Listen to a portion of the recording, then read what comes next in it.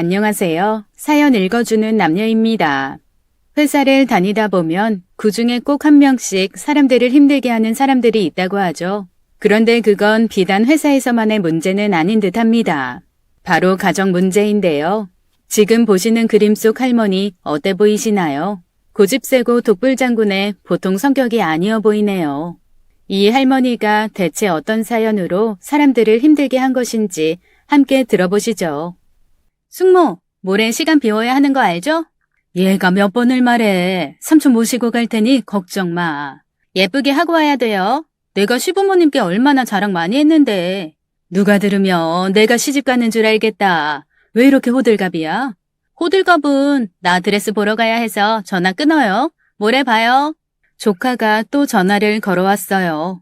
모레 상견례 때문이었답니다. 제가 남편과 함께 나가기로 했거든요.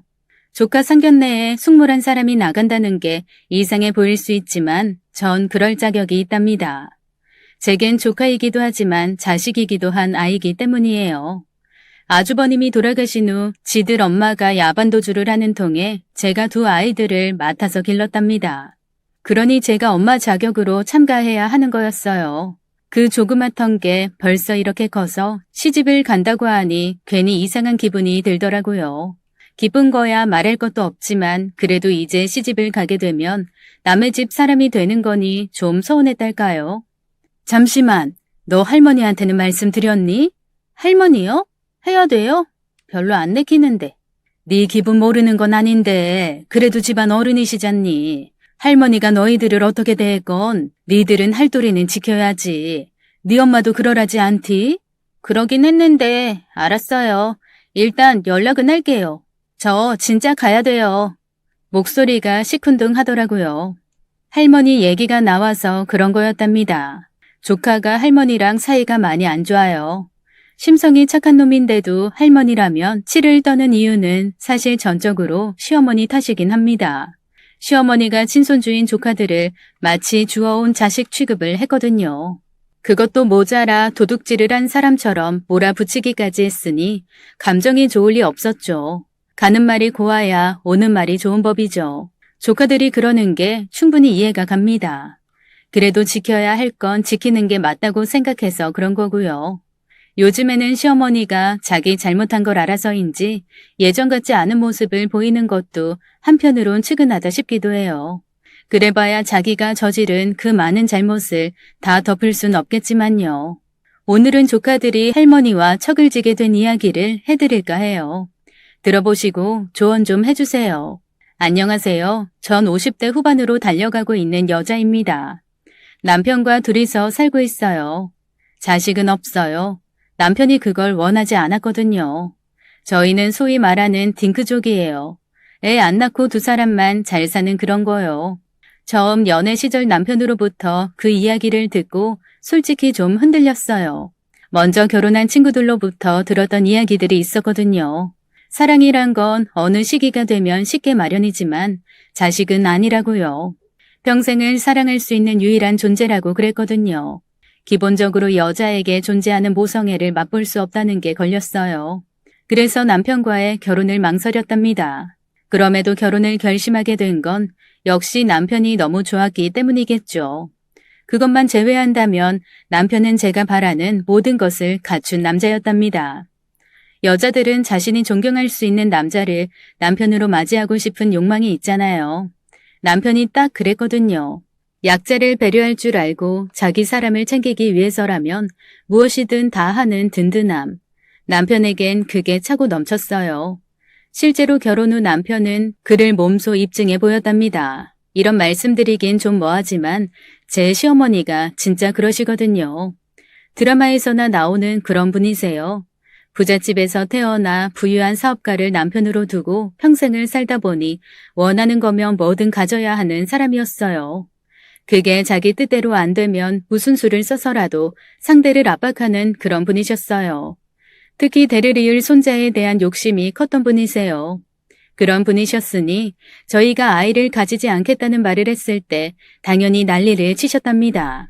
남편에게 형이 한 분 계시는데 그분이 딸만 둘을 보셨거든요. 그러니 더더욱 남편에게서 집안의 대를 이어갈 아들을 보려는 욕심이 크셨답니다. 문제는 남편이 좀처럼 결혼할 의사를 내비치지 않았다는 거였어요. 100% 그렇다고 말한 건 아니었지만 남편이 비혼주의자 비슷한 성향을 가지고 있었거든요. 결혼조차 시큰둥한 사람이었으니 그에게서 후손을 본다는 건 기대하기 힘든 일이었어요. 그러던 사람이 결혼을 하겠다니 쌍수를 들어 환영할 수밖에 없었을 겁니다. 그래서 제가 시어머니의 눈에 드는 게 단 하나도 없음에도 결혼 승낙을 받을 수 있었던 거였어요. 사실 남편이 맞선을 엄청 많이 봤었대요. 상대도 내로라 하는 집안의 딸들이 많았고요. 그럼에도 남편은 그 여자들 중 누구에게도 호감을 표시하지 않았대요. 아주버님은 안 그랬거든요.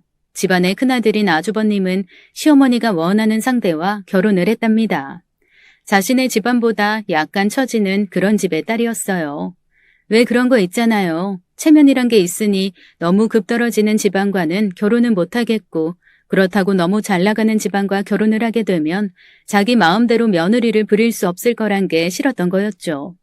제 첫 번째 동서가 딱 그랬어요. 제가 볼 때는 충분히 좋은 집안 딸인데 시어머니는 큰 동서를 들들 볶으셨거든요. 그래서 결국 이혼을 하게 된 거였어요. 저나 두 번째 동서는 마지못해 버텼지만 그분은 굳이 그럴 필요는 없었거든요. 자기가 이혼은 한다 해도 사는데 큰 문제가 없는 사람이었으니까요. 그 이야기는 이만하겠습니다. 아무튼 아주버님에게서 대를 이을 손자를 얻기는 힘들다는 판단을 내린 시어머니가 남편과 저에게 그걸 요구한 건 당연했답니다. 기세기로 유명한 시어머니를 제가 어떻게 막겠어요. 그러나 남편만은 예외였어요. 사실 이 집안에서 시어머니를 제어할 수 있는 유일한 분은 시아버지셨답니다. 그리고 그에 필적하는 존재가 있다면 남편이었고요. 남편은 자기가 옳다고 생각하고 결정을 내린 일이면 절대로 물러서지 않는 그런 남자였어요. 제 아무리 시어머니라고 해도 그런 남편을 어쩔 수는 없었어요. 아주버님과는 참 많이 달랐답니다. 아주버님은 안 그랬거든요. 시어머니 말엔 꼼짝을 못 하셨답니다. 어쩌면 그래서 그 성품 고운 분이 일찍 떠나신 건지도 몰라요. 이 이야기도 나중에 말씀드릴게요. 어쨌든 결혼 이후 남편이 아이를 낳지 않겠다는 선언을 한 후 시어머니의 줄기찬 요구가 이어졌답니다. 당연히 손자를 낳으라는 거였어요.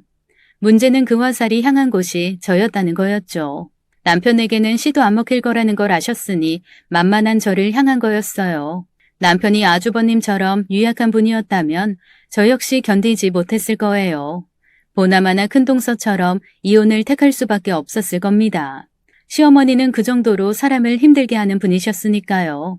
근데 남편은 그런 시어머니에게 맞섰답니다. 애를 안 갖겠다고 한 건 제 생각이에요. 말씀드렸잖아요. 그러니 저 사람한테 그러지 마세요. 그래봐야 소용도 없을 거고요. 못 믿겠다. 네가 그랬을 리가 없잖아. 네 형이 기집애만 둘 낳았잖니. 이제 우리 집 대를 이을 손자는 네가 낳아야 하는 걸 모르는 것도 아니잖아. 설마 제가 그러자고 했니? 아니라고 몇 번을 말씀드려요. 저 사람 그것 때문에 저와 결혼도 망설인 사람이에요. 그러니 더 이해가 안 간다는 거 아니냐. 네가 돈이 없냐 형편이 안 되냐. 애 낳으면 금이야 오기야 키울 수 있을 텐데 왜 애를 안 낳겠다는 거냐고. 이 험한 세상에 태어나는 게 뭐 그리 좋은 일이라고요. 그런 고통은 제가 겪은 것만으로도 충분해요. 괜히 애 낳아서 그 아이한테 그런 삶을 살게 하고 싶지 않아요. 분명히 말씀드렸어요. 저 애 안 낳아요. 그러니까 저 사람한테 그 문제로 윽박 지르지 마시라고요. 자꾸 그러시면 저 진짜 뉴질랜드로 이민 갈 거예요. 아시죠?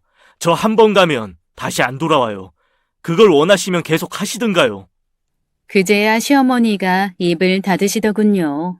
자신이 키웠으니 남편의 성향을 누구보다 잘 아셨거든요. 남편은 한다면 하는 사람이었어요. 남편이 그런 말을 하는 이유를 저도 대충은 알고 있었어요. 남편이 자신이 왜 애를 낳지 않겠다는지에 대해 설명해 주었거든요. 어린 시절 아주버님과 남편은 소위 말하는 치맛바람의 전형적인 희생양이었대요.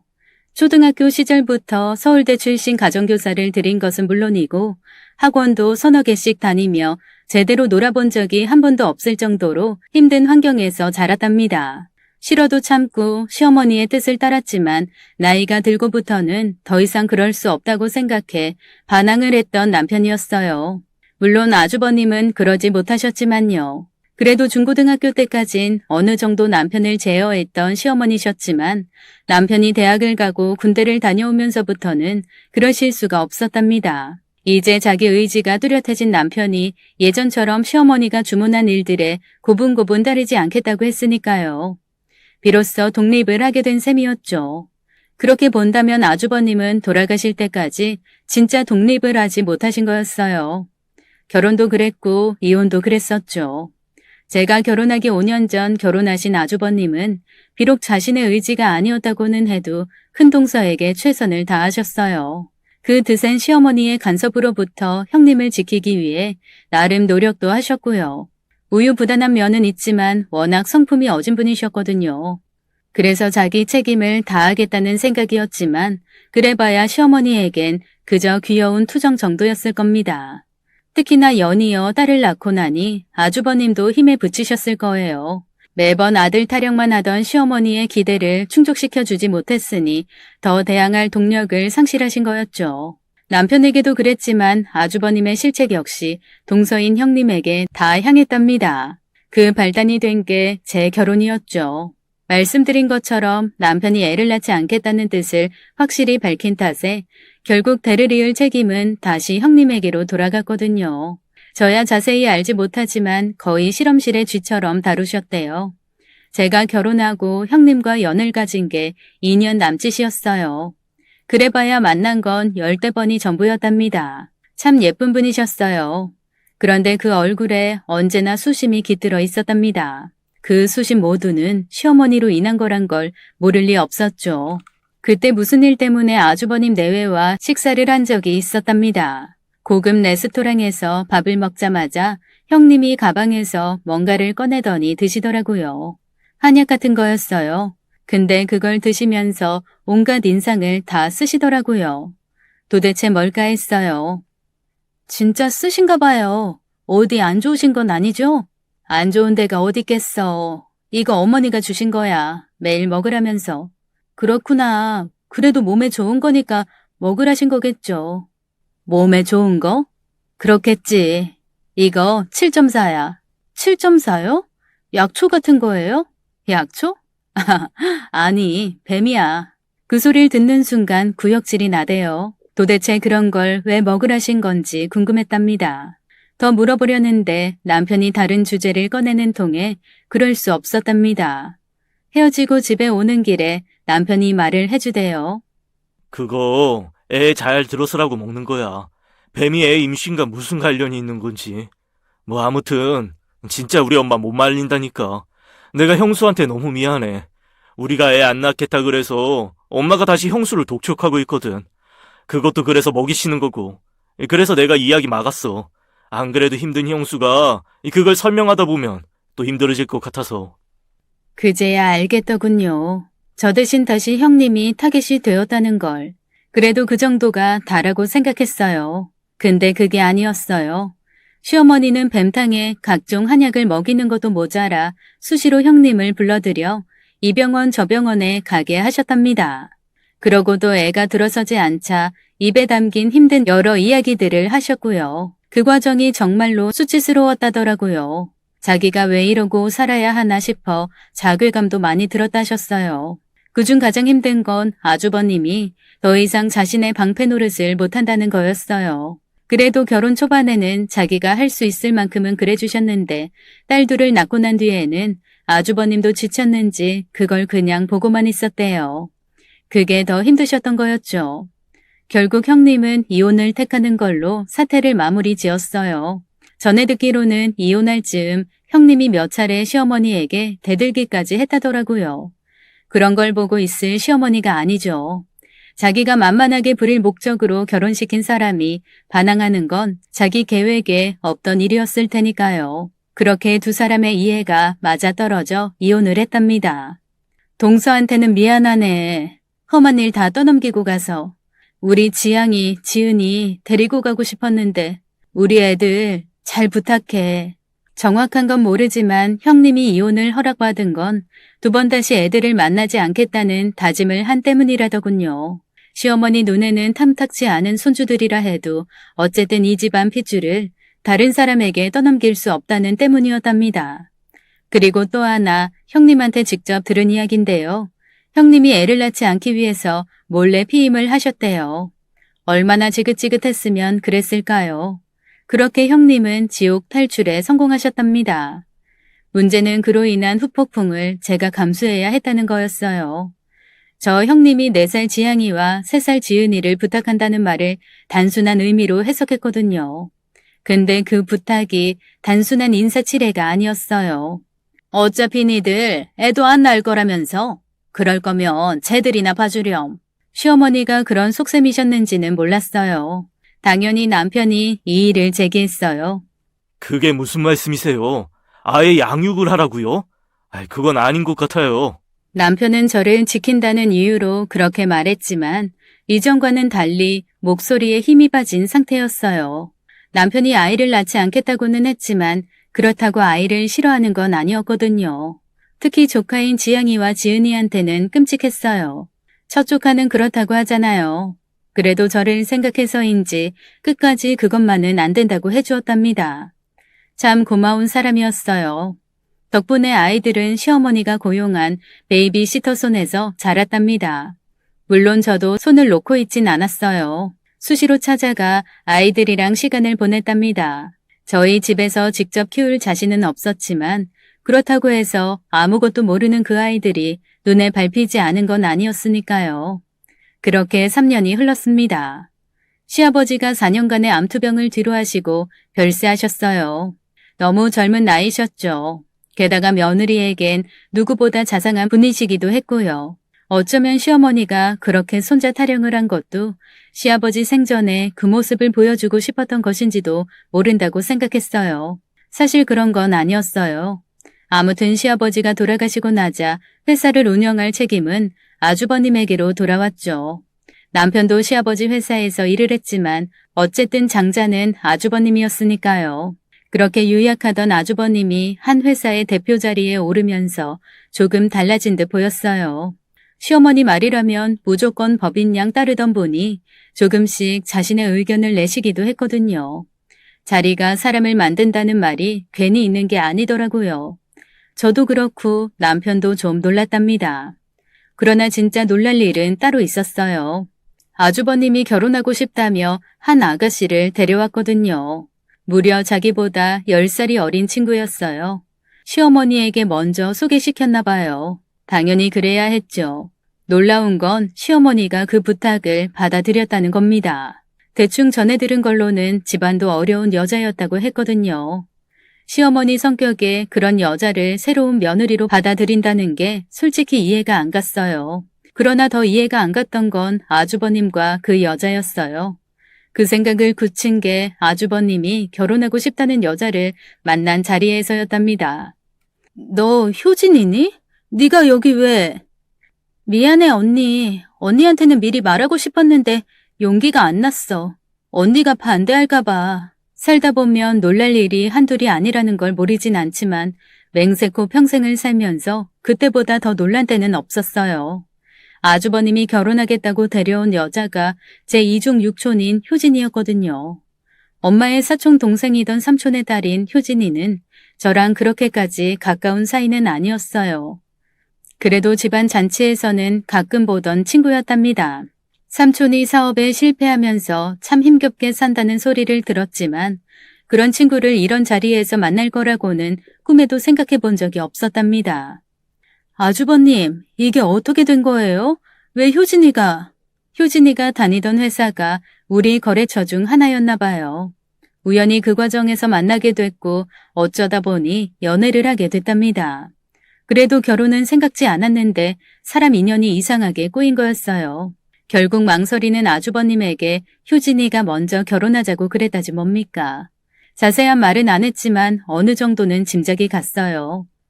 효진이가 아주버님을 사랑한 건 맞겠지만 그 배경엔 저희 재산이 깔려 있었던 거요. 그걸 탓하는 건 아닙니다. 결혼은 어차피 현실에 매일 수밖에 없죠. 삼촌의 사업 실패 후 어려워진 집안을 보며 돈에 대한 갈망이 컸을 테니까요. 그 마음이 이해가 안 가는 건 아니었지만 그래도 효진이의 결혼을 찬성할 수는 없었어요. 먼 친척이긴 해도 어쨌든 제 핏줄인데요. 그런 아이를 이 힘든 곳에 들어오게 한다는 게 내내 걸렸답니다. 효진이를 잡고 많은 이야기를 했어요. 오죽하면 이혼한 형님 사정까지 들려줬을까요? 그럼에도 효진이는 마음을 바꾸려 들지 않았답니다. 다 큰 친구가 제 말 한마디에 결심을 바꾼다는 게 사실 가능한 것도 아니었죠. 그래도 언니 된 입장이니 뭐라도 해야 했습니다. 효진이를 이혼한 형님 신세로 만들고 싶지는 않았거든요. 죄송해요. 바쁘실 텐데. 아닙니다. 효진이 일 때문에 보자신 거죠? 네. 주제 넘는다는 걸 알지만 그래도 제 동생이에요. 이런 말씀 뭐하지만 어머니 때문에 힘들어할 걸 뻔히 아는데 마냥 이 결혼 하라고 하기도 그렇고요. 네, 재수 씨가 무슨 이야기 하려는 건지 잘 압니다. 제가 바보 같아서 지양이 엄마 그렇게 힘들게 만들었는데 효진이도 그렇게 될까봐 걱정하시는 거죠. 죄송하긴 한데 맞아요. 효진이 안 그래도 힘든 아이예요. 그리 단단한 아이도 아니고요. 그런 아이가 어머니 귀에 눌려서 힘들어할 텐데. 죄송해요. 저도 이 결혼 반대했어요. 근데 효진이가 너무 원해서요. 이번 한 번만 믿어주시면 안 될까요? 제가 이번엔 지킬게요. 그렇게까지 말하는데 제가 무슨 자격으로 더 반대를 하겠습니까? 결국 효진이가 지양이와 지은이 엄마로 이 집에 들어오게 되었답니다. 그때가 지양이가 9살, 지은이가 8살 때였어요. 그 정도면 그래도 효진이가 친엄마가 아니란 건 충분히 알 나이였죠. 더군다나 여자아이들이 남자아이보다 훨씬 상황 파악도 빠르니 그게 걱정이 됐답니다. 아이들이 괜히 효진이를 멀리하면 어쩌나 하고요. 물론 제가 겪은 그 아이들이라면 안 그럴 수도 있다고는 생각했어요. 참 착한 아이들이었거든요. 저를 볼 때마다 얼마나 매달렸는지 모릅니다. 정에 굶주렸으니 그런 거였어요. 그래도 숙모랑 엄마는 다른 거니까요. 그래서 걱정을 했지만 쓸데없는 일이었어요. 지양이와 지은이는 효진이를 너무 좋아했답니다. 효진이도 그랬고요. 모르는 사람이 본다면 친엄마가 분명하다고 생각할 정도였어요. 저 사실 좀 오해한 게 맞아요. 효진이가 아주버님 돈을 보고 결혼하는 거라고 생각했어요. 누가 봐도 그런 생각을 할 만한 상황이었으니까요. 근데 아니더라고요. 효진이가 두 아이를 진심으로 사랑해주는 것도 그랬고 아주버님과도 더없이 다정하게 살았답니다. 그랬으면 아무 문제 없이 행복한 결혼 생활을 지속할 수 있었을 텐데요. 역시나 악당은 악당이더군요. 저희 시어머니 말입니다. 시어머니가 효진이를 며느리로 받아들인 본심을 오래지 않아 드러내고야 마셨어요. 이번에도 역시나 손자였답니다. 자기 아들보다 10살이나 어리고 집안에 돈 한 푼 없는 효진이를 받아들인 건 단 하나. 효진이가 어리니 손자를 낳아줄 수 있을 거라고 믿어서 그런 거였어요. 데자뷰라는 게 그런 거더군요. 효진이 역시 형님이 그랬던 것처럼 온갖 한약의 병원 투어를 다녀야 했답니다. 그나마 다행스러운 건 그걸 마냥 부담으로만 받아들이지 않았다는 거였어요. 너 괜찮아? 뭐가? 뭐긴 뭐야. 어머니 손자 타령 말이야. 안 힘들어? 괜찮아. 모르고 한 것도 아닌걸. 그이가 결혼 전에 그랬어. 보나마나 시어머니가 손자 타령할 거라고. 다른 건 몰라도 그것만은 자기가 막아주기 버거울 거라고. 알고 있었어. 근데 언니 그거 알아? 뭐? 꼭 어머니가 그러라고 하지 않아도 나 그이 닮은 애 낳고 싶어. 내가 더 그런걸? 그래서 괜찮아. 쓴 한약이 어때서? 그게 얼마짜린데. 너무 걱정하지 마. 언니가 내 언니긴 하지만 이 집안 족보로 따지자면 내가 형님이잖아. 형님이 동생 걱정 들어서야. 이게? 암튼 그렇게 생각한다니 다행이다. 너무 스트레스 받지 말고. 알았지? 알았어, 동서. 너 진짜 까불래? 그렇게 농담을 할 정신머리가 있는 걸 보니 큰 걱정은 안 해도 되겠다 싶더라고요. 효진이는 제가 아는 것과 다르게 꽤 단단했답니다. 그리고 진짜로 아주버님과 아이들을 사랑하는 것도 분명했고요. 아이만 잘 들어섰다면 아무 문제가 없었을 거예요. 너무 간절하게 원하면 안 되는 게 인간사더군요. 시어머니의 전폭적인 지지와 효진이 본인의 간절한 염원에도 불구하고 아이가 잘 들어서질 않았답니다. 결국 시험관을 하기로 했답니다. 그러질 말아야 했어요. 그 과정에서 효진이가 시달릴 일들이 발생했기 때문이었어요. 5번의 시험관 시술 끝에 효진이 배에 새 생명이 들어섰어요. 시어머니가 펄쩍 뛰며 좋아하셨답니다. 그때까지 했던 모든 구박들이 언제 그랬냐는 듯 사라졌고요. 비로소 효진이가 제대로 된 며느리 대접을 받을 거라는 기대를 가졌지만 허사였어요. 임신 4달 만에 효진이 뱃속에 있던 아기가 떠났거든요. 특별한 이유는 몰랐어요. 의사들도 그럴 수 있는 일이라며 효진이를 위로했지만 그토록 바라던 아이를 잃었으니 실망이 오죽 컸겠어요. 시어머니가 실망한 건 당연하죠. 그래도 아직 젊으니 기회가 있었어요. 그 이후 2번 더 시험관 시술로 아이를 가졌지만 그때마다 4-5달 사이에 아이를 잃어버려야 했습니다. 의사가 내린 진단은 습관성 유산이었어요.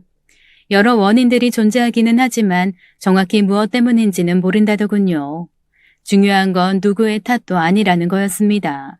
그러나 의사들의 의견이 시어머니를 납득시킬 수 있는 건 아니었답니다. 시어머니에겐 그 모든 잘못이 효진이에게 있다고 생각했거든요. 그때부터 효진이가 시들어갔어요. 꼭 형님이 그랬던 것처럼요. 효진이는 더 심했어요. 형님이야 자기가 아이를 가지지 않으려는 마음을 가졌었지만 효진이는 아니었으니까요. 시어머니보다 더 아이를 원했던 아이 아닙니까? 그런데 자기 몸에선 그게 불가능에 가까운 일인 걸 확인하고 나니 실망이 클 수밖에 없었을 겁니다. 효진이를 괴롭힌 건 시어머니의 끊임없는 hir난과 모욕이 아니었습니다. 스스로에 대한 실망이 훨씬 컸으니까요.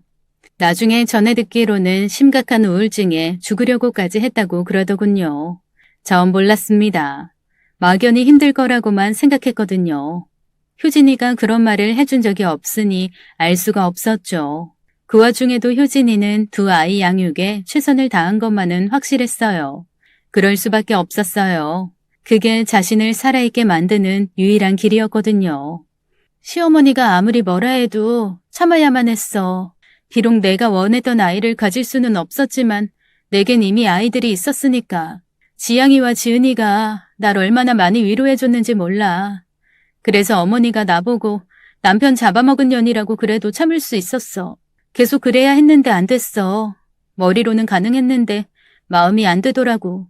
우울증이란 게 그런 거더라. 나 베란다 창문을 몇 번이나 열었는지 몰라. 그래도 아이들 봐서 참으려 했는데 나중엔 안 되더라. 생각해봐. 내가 집에서 떨어져 죽으면 아이들이 평생 그 기억 안고 살아야 하잖아. 그래서 도망쳤어. 죽더라도 애들 모르게 죽으려고.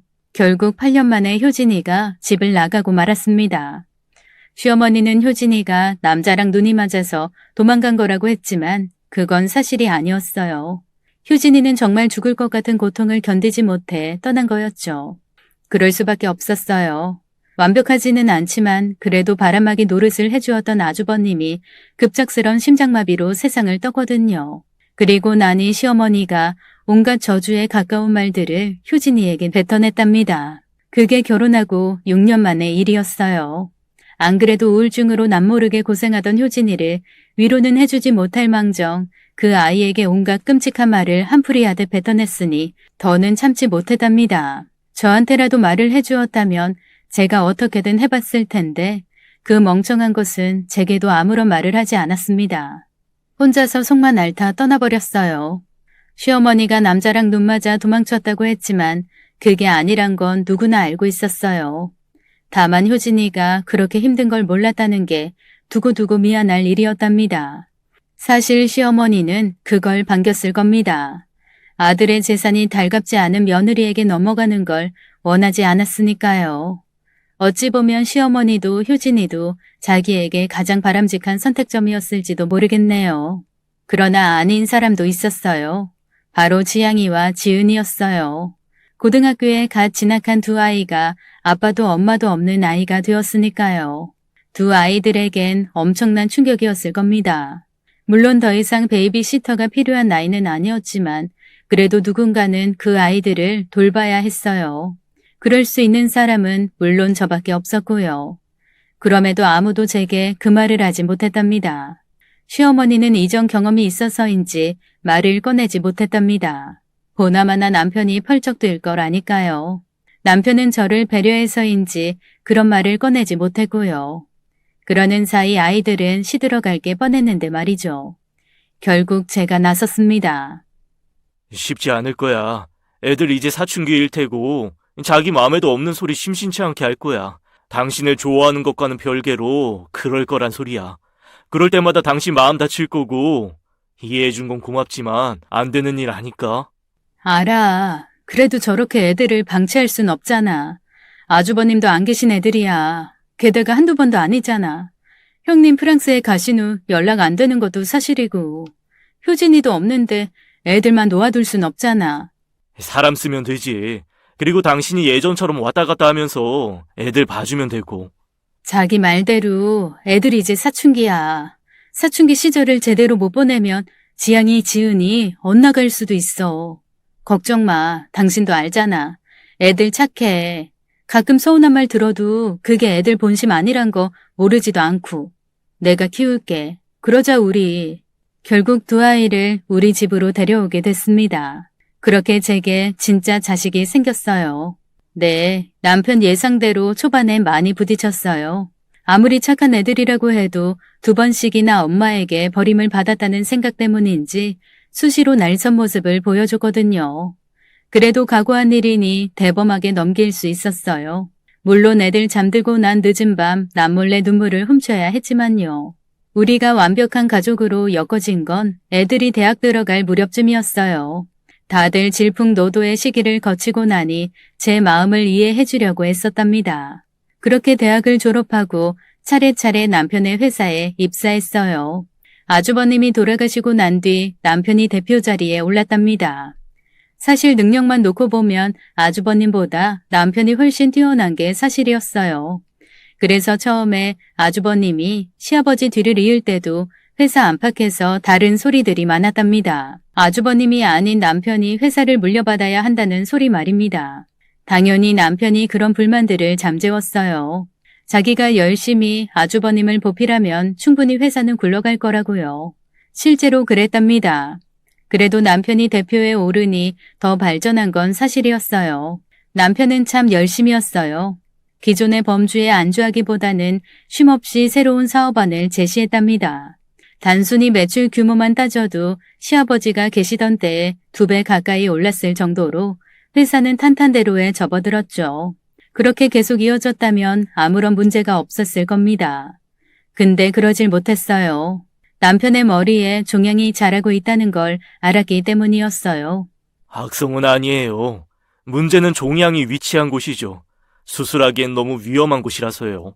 자칫 수술로 제거하려다 환자가 잘못될 수도 있고요. 저희 판단으로는 꾸준히 지켜보는 게 맞다는 의견을 내렸습니다. 제거 안 해도 이 목숨엔 지장이 없는 거란 뜻인가요? 악성은 아니니 당장 제거할 필요가 없긴 합니다. 그래도 마냥 안심할 수는 없어요. 사실 뇌라는 게 너무 복잡해서 저희도 단정적으로 말씀드릴 수 없어요. 일단 꾸준히 약물 치료하시고 주기적으로 경과를 지켜보는 게 현재로선 최선이고요. 네, 알겠습니다. 그래도 저희가 주의할 건 없을까요? 잘 아시겠지만 현대인의 질병 대부분은 스트레스로부터 비롯된다 해도 과언이 아닙니다. 너무 뻔한 소리지만 스트레스를 줄이는 게 가장 좋아요. 아직 연세가 많은 건 아니지만 일단 일을 손에서 놓고 편안히 휴양하시라고 권합니다. 일을 그만두라니요. 저희 이제 50 막 넘었는데 제가 그만두면 저희 회사는요. 회사가 뭐 그리 중요해. 알아, 우리 집안 가업이지. 그래도 그게 당신 목숨보다 중요하진 않아. 선생님 말 듣자, 응? 자신이 회사에서 손을 뗀다는 게 정말 쉽지 않을 거란 걸 모르진 않았습니다만 남편은 결국 의사의 권유를 받아들였습니다. 정확히는 제 생각을 받아들인 거였죠. 남편은 항상 그랬답니다. 제 의견에 누구보다 귀 기울이는 사람이었으니까요. 언제나 가장 고마운 부분이었어요. 그런 제 고마움과는 달리 회사에서는 난리가 났죠. 야심차게 신사업을 진행하던 선장이 갑자기 배에서 내리게 되니 여러모로 기우뚱거렸답니다. 지향이나 지은이가 있긴 했지만 그 아이들은 너무 어렸어요. 게다가 실무 경험도 부족한 상태였으니 회사를 맡길 순 없었고요. 결국 총대를 맨 건 시어머니셨어요. 정확히 말하면 시어머니가 추천한 전문 경영인이 위기를 타개할 구원투수로 나섰답니다. 남편의 측근들이 우려를 표했지만 다른 방법이 없었어요. 그 문제로 계속 남편을 고민에 빠뜨리게 할 수는 없었거든요. 아무리 회사가 중요해도 제겐 남편만큼 중요하진 않았으니까요. 결국 시어머니가 추천해준 사람을 대표로 앉혔답니다. 남편을 제외한다면 가장 지분이 많은 분이 시어머니셨으니 더 이상 반대할 수도 없었답니다. 큰 문제는 없었습니다. 신임 대표 취임 후에도 남편이 이미 시도하던 사업들을 그대로 이어나갔으니 탈이 생길 리는 없었어요. 다만 시어머니가 회사에 간섭하는 것이 너무 과하지 않냐는 불평들이 나온 정도였어요. 이전까지만 해도 그럴 수가 없었거든요. 시아버지가 회사를 운영하실 때는 당연히 그랬고 남편이 회사를 운영할 때도 마찬가지였답니다. 두 사람 다 일에 있어서는 똑부러진 타입이었으니 시어머니가 감히 간섭을 하고 말고 할 형편이 못 되었으니까요. 그러나 신임 대표 부임 후에는 사정이 달라졌어요. 무엇보다 신임 대표가 시어머니의 추천으로 들어온 사람이었으니 시어머니가 간섭을 할 자격이 충분했답니다. 제가 회사에 특별히 관여하는 건 아니었지만 지향이와 지은이가 둘 다 회사에 나가고 있으니 자연스레 그런 목소리를 알게 되었던 거죠. 할머니가 간섭할 게 뭐가 있어? 할머니가 뭘 하신다고? 나도 자세히는 몰라요. 근데 팀장님이나 상무님이 가끔 술자리 같은 데서 말씀하시는 걸 보면 그런가 보더라고요. 니들은 신경 안 써도 돼.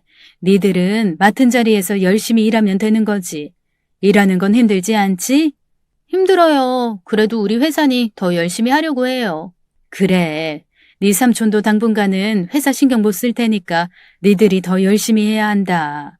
남편은 회사를 그만두고 초반엔 좀 불안해했답니다. 그래도 자기 머릿속에 시한폭탄이 있으니 가급적 신경을 안 쓰려고 노력했어요. 그게 제가 바라는 거란 걸 아니까요. 그게 문제였던 것 같아요. 남편이 회사를 쉬기는 했어도 남편의 사람들이 회사 도처에 남아있으니 이래저래 소식들이 들어왔거든요. 근데 제가 그걸 너무 못마땅해 했어요.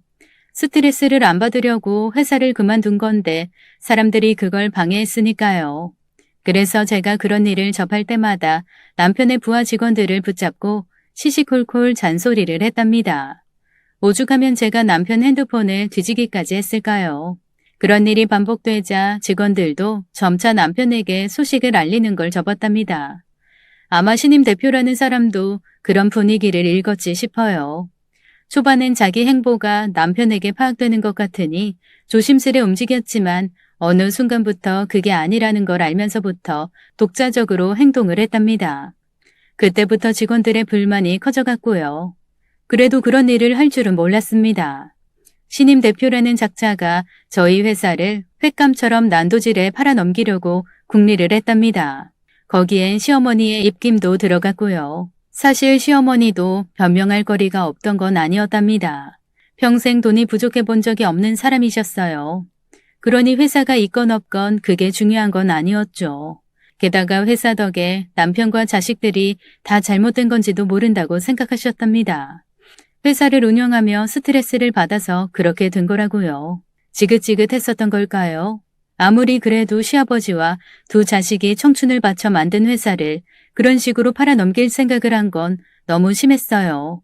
뭐 저희야 의도적으로 회사와 담을 쌓고 지내려 했으니 잘 모르고 있었어요. 그렇지만 그렇다고 해서 아무것도 모를 수는 없는 사람들이었죠. 젊은 시절부터 남편이 이 바닥에서 참 많이 노력했거든요. 덕분에 업계에 모르는 사람이 없었답니다. 땡땡 실업 진 대표님도 그중 한 분이셨고요. 시아버지의 오랜 지인이기도 했던 진 대표님이 어느 날 남편에게 전화를 걸어오셨어요. 저야 회사 사람의 전화가 아니니 무심히 넘겼던 거고요. 가볍게 인사를 하나 싶더니 뭔가 심각한 표정으로 전화를 받았답니다. 그러더니 안방으로 들어가더군요.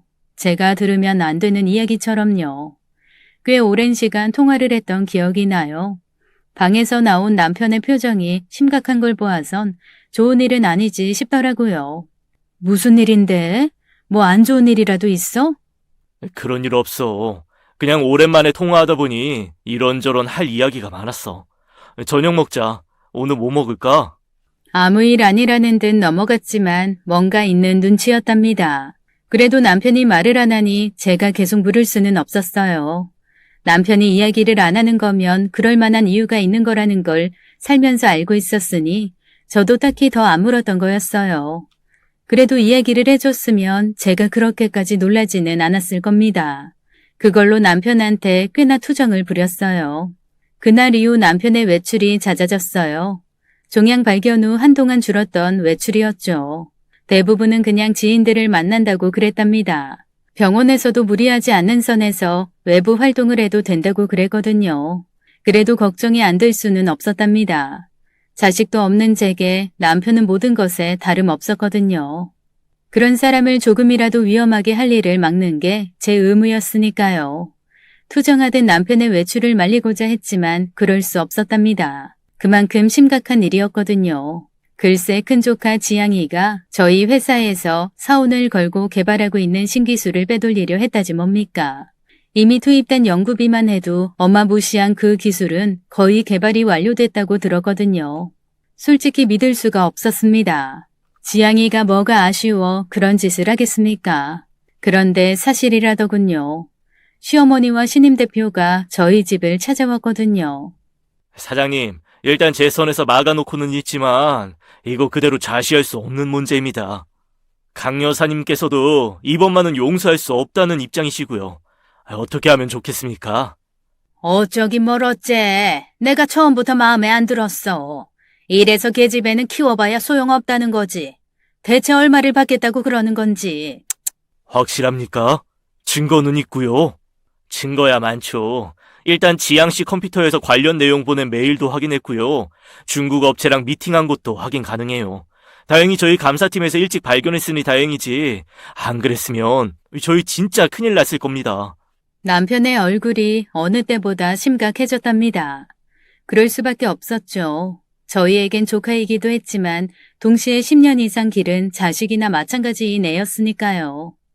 일단 김 대표가 입단속을 시키고는 있단다. 우리 집안 망신이니 함부로 떠들 수도 없고 해서 이래저래 내가 이 사람한테 고마운 게 많아. 고마워 김 대표. 별 말씀을 다 하십니다. 저야 당연히 할 일을 한 것뿐인데요. 참, 그리고 그 말은 뭡니까? 형수랑 관련이 있다는 것 같다는 거요. 몰래 훔쳐들은 거긴 하지만 그 말이 가장 놀라웠어요. 형수라니 누구를 말하는 걸까 해서요. 아시다시피 지양이에겐 엄마가 둘이 있으니까요. 프랑스로 간 후 연락도 되지 않는 친엄마와 효진이 말입니다. 네, 그럴 줄 알았어. 그것이 남자랑 눈 맞아 집 나가더니 이젠 재산까지 눈독을 들인 거더라고. 지양이가 멍청하게 그것 말을 들었나 봐. 말하는 정황으로 봐선 효진이 얘기 같더군요. 너무 기가 찼어요. 효진이가 어려운 집안 사정 때문에 아주버님을 택한 것도 있지만 그 정도로 돈에 눈이 먼 아이는 아니었으니까요. 근데 시어머니와 신임 대표는 이번 일이 효진이가 뒤에서 사주한 거라는 식으로 말을 하더군요. 더는 참을 수 없었습니다. 설마 효진이, 아니 형님 말하시는 거예요? 그럴 리 없어요. 뭔가 잘못하신 걸 거예요. 잘못 알긴. 그것이 처음부터 그랬어. 그랬으니 지보다 10살 더 많은 자식 달린 호라비한테 시집 온 거지. 넌 끼지 마라. 네가 낄 문제가 아니다. 더 이야기하고 싶었지만 남편이 눈치를 주니 그럴 수가 없었습니다. 도통 남편의 의중을 모르겠더라고요. 설마 남편도 시어머니와 신임 대표의 주장을 믿는 건가 싶어 속이 탔습니다. 남편이라고 해서 효진이를 모르진 않을 거라는 믿음이 있었지만 증거가 있다고 하니 걱정이 안 될 수가 없었습니다. 일단 알겠습니다. 제가 지양이 만나서 이야기해보고 다시 논의하기로 하시죠. 이야기는 무슨, 그게 지가 그랬다고 실토를 하겠니? 그 발칙한 것이.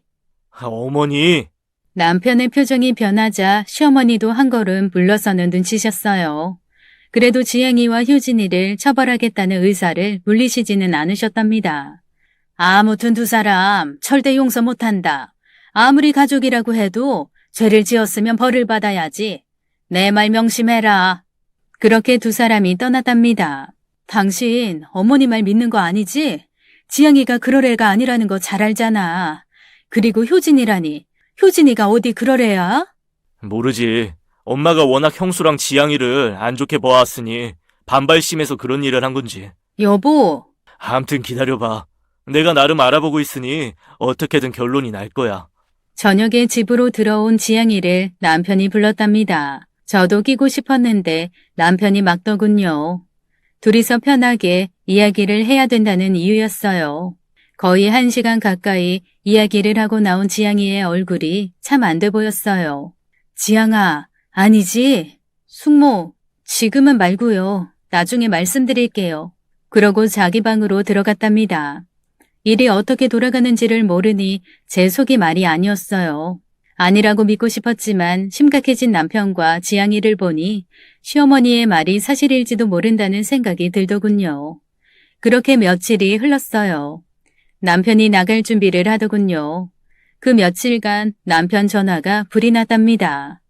저도 그걸 대충 들었으니 남편의 외출이 무언지는 대충 알았답니다. 그날 회사로 나가 일을 마무리하는 거였거든요. 웬만해선 회사 일에 참견을 하지는 않았지만 그날만큼은 그럴 수가 없었답니다. 나도 같이 가요. 내가 어디 가는 줄 알고. 회사 가는 거잖아요. 지양이 일 때문에. 맞죠? 그래, 맞아. 근데 당신이 왜 가려고? 그냥 있어. 뭐 좋은 꼴 보겠다고. 당신이 말을 안 하니 그렇죠. 지양이도 그렇고. 안 된다고 하지 말아요. 나도 지양이 엄마니까 알아야 될 자격 있어요. 절대로 물러서지 않겠다는 의지를 내비치자 남편도 어쩔 수 없다면서 제 동행을 허락해 주었답니다.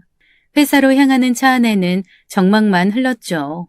제가 무얼 보게 될지 상상하는 그 일이 얼마나 힘들었는지 몰랐어요. 그게 무엇이건 우리 지양이가 다치는 일만은 아니길 빌고 또 빌었답니다. 제 짐작이 틀리지 않았다면 제 상상이 저를 놀라게 할 건 분명했어요. 그러나 그것조차도 틀렸어요.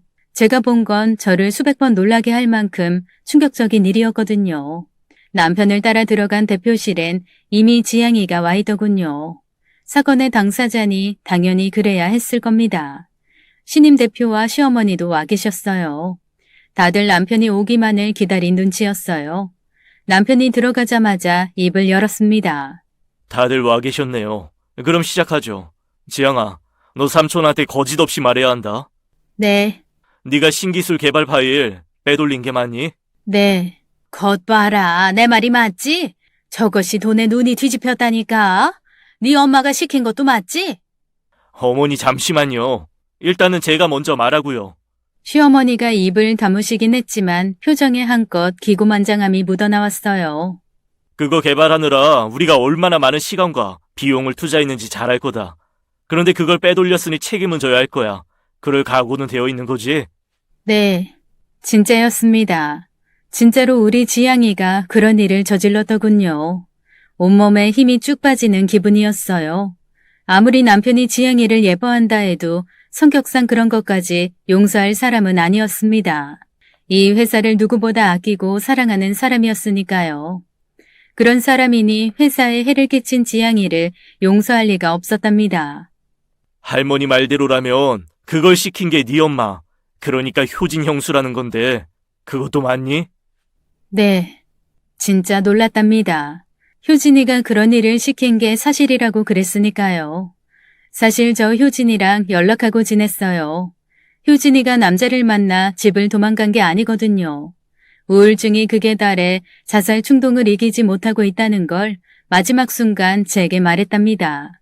그대로라면 진짜 큰일이 일어날 수밖에 없었어요. 그래서 제가 효진이를 빼돌린 거였어요. 그리고 나선 병원에 넣었답니다. 거의 1년 가까이 치료를 받고 나서야 정상을 회복할 수 있었고요. 남편도 나중에 알았을 정도로 비밀을 유지했어요. 행여 시어머니 귀에 그 사실이 들어간다면 효진이한테 해가 올 수도 있다고 생각했거든요. 그래서 제가 효진이한테 이 일이 일어났을 때 전화로 묻기까지 했어요. 그땐 분명히 아니라고 그랬답니다.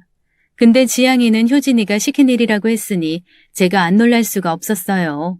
거봐라. 그것이 그런 년이야. 몹쓸 것. 저것도 그래. 그렇게 연락을 주고받았으면서도 나한테 전혀 연락이 안 되는 것처럼 내숭을 떨었잖니? 진짜 무섭다. 저것들 절대 용서하면 안 돼. 고소를 해서라도 콩밥을 먹여야 한다고. 바로 그때였어요. 문이 열리고 누군가 들어왔답니다. 진 대표님이 먼저 들어오셨고 그 뒤를 따라 효진이가 들어섰어요. 너무 놀랐답니다. 효진아, 네가 왜 여기에? 콩밥이요? 그건 제가 아니라 어머니가 드셔야 할 것 같은데요. 효진이의 한마디에 시어머니가 대노를 하시더라고요. 저거 봐라. 10년 만에 나타나서 한다는 소리가 뭐가 어쩌고 어째? 뭐하니? 당장 경찰 안 부르고. 진짜 경찰 부르시게요? 그러세요. 어차피 경찰이 알아야 할 것도 있으니. 효진이와 함께 들어온 진 대표님이 서류 뭉치를 내놓았답니다. 뭔가 했어요. 신임 대표라는 사람이 그걸 먼저 훑어보더니 사색이 되더군요. 이 바닥 좁아요. 외국 업체라고 모르고 살 거라 생각했어요? 무슨 일인지 영문을 모르겠더군요. 시어머니 역시 그 문서를 훑어보시더니 기함을 하셨답니다. 김 대표, 이게 무슨 소리야? 우리 회사를 분해해서 판다니. 그냥 합병한다면서. 그래도 우리 집은 그대로 다 가질 수 있다 그랬잖아. 합병이요? 어머니한테 그렇게 말을 했나 보네요. 어머니, 진짜 왜 그러셨어요? 저놈이 어떤 놈인지는 아세요? 남편의 얼굴에 분노가 서렸습니다. 남편이 말을 할 때마다 시어머니가 몸을 떨었어요. 자기는 미처 몰랐던 사실들이 터져 나왔거든요. 시어머니가 추천한 김 대표라는 사람이 사실은 전문 경영인이 아니라 고의적으로 남의 회사의 가치를 떨어뜨린 뒤 헐값에 회사를 팔아먹는 브로커였답니다. 근데 시어머니한테는 다른 식으로 말을 한 거죠. 큰 회사와 합병을 추진한다는 식으로요. 그렇게 되면 시어머니는 남편과 자식을 집어삼킨 회사를 넘기면서 돈은 돈대로 챙길 수 있다며 시어머니를 꼬드겼답니다. 사실은 그게 아니었는데 말이죠. 그걸 알려준 게 바로 진 대표님이셨어요. 대표님 말대로 좁은 바닥이다 보니 그런 말들이 슬금슬금 번져 나왔답니다. 그 소식을 듣자마자 남편에게 연락을 한 거였고요. 남편은 그걸 확인해 보기 위해서 그간 그렇게 외부 출입이 잦았던 거였답니다. 전 아무것도 모르고 지향이만 의심했고요. 물론 그때까지도 지향이가 신기술을 빼돌린 사실은 그대로였답니다. 서방님이 연락을 주셨어요. 저 사람이 회사 가치 떨어뜨리기 위해서 우리 지향이가 신기술 빼돌렸다는 식으로 음해 작업하고 있다고요. 창업주의 손주가 그랬으니 회사에 망조가 들었다고 소문이 나면 회사가 휘청거릴 거고 그 틈을 타서 회사를 헐값에 넘길 계획이었대요. 그래서 저보고 지향이를 지켜달라시더라고요. 네, 제가 시켰어요. 지향이한테 신기술 빼돌리라고. 그거 없으면 회사 넘기는데 지장 있는 거 맞죠? 뭐가 뭔지 모르겠대요. 나중에 남편이 설명해준 바에 따르면 저희 회사 매각의 가장 중요한 포인트가 신기술이었대요. 그게 있어야 매각이 이루어질 수 있으니 미리 빼돌리기로 한 거였고요. 사기꾼의 계획을 역이용한 거였어요. 무슨 소리야. 그럴 리 없어. 제 말 사실 아니지? 김 대표, 말 좀 해봐. 신임 대표가 말을 못하더군요. 이미 모든 증거를 가지고 있었으니 잠깐의 거짓말이 통할 상황이 아니었답니다. 결국 시어머니는 자신의 어리석음으로 남편과 아들들이 피땀으로 만든 회사를 망치는 데 도움을 준 거였어요. 그러니 입이 10개라도 할 말이 없어진 거죠. 결국 신임 대표는 회사에 고의적인 피해를 입힌 혐의로 검찰에 송치되었답니다. 시어머니도 죄가 있긴 했지만 가족이라는 이유로 따로 수사를 받진 않으셨어요. 법의 처벌은 피했지만 가족들에게는 씻을 수 없는 상처를 준 시어머니는 그간의 기세 등등함을 한순간에 내려놓아야만 했답니다. 덕분에 효진이가 다시 이 집안에 들어올 수 있었고요. 지향이 지은이도 숙모의 품을 떠나 엄마와 함께 살게 되었답니다. 사람 인연이라는 게 참 질기지 않습니까? 효진이가 자기 목숨을 깎아가면서까지 챙긴 두 아이는 어렴풋이 그 사실을 알고 있었나 보더라고요. 하긴 기집애들이 좀 눈치가 빠릅니까? 그게 아니더라도 애들이 다 크고 나서 효진이가 말하기도 했고요. 저도 같이 있었거든요. 그날 다들 엄청 울었어요. 그래도 시어머니가 정정하시니 함께 할 수는 없었던 거였어요. 그랬는데 시어머니가 스스로 발등을 찢는 통에 새 모녀가 다시 가정을 이룰 수 있게 되었어요. 이런 걸 두고 전화위복이라고 해야 하는 걸까요? 잘 모르겠습니다. 그래도 결말이 썩 나쁜 것 같지는 않답니다. 평생 며느리를 쥐잡듯 해온 시어머니가 코가 쑥 빠진 게 때론 안쓰러워 보이긴 하지만 그 모두가 다 자신의 업이라고 생각해요. 이제라도 반성하고 여생을 사시는 게 훗날 시아버지나 아주버님을 만날 때 조금이라도 창피를 더는 일이 되지 않을까요? 저는 그렇게 생각합니다만 여러분들의 생각은 어떠실지 모르겠습니다. 제 생각이 틀린 걸까요? 오늘 이야기 어떠셨나요? 한 집안의 독불장군 시어머니 때문에 여러 사람이 참 힘든 인생을 겪은 것 같아 안타깝네요. 그래도 위기 속에 똘똘 뭉친 가족들 이야기가 참 따뜻하게 와 닿았습니다. 오늘도 함께 해주신 여러분 감사드리며 모두 행복하시길 바랄게요. 감사합니다.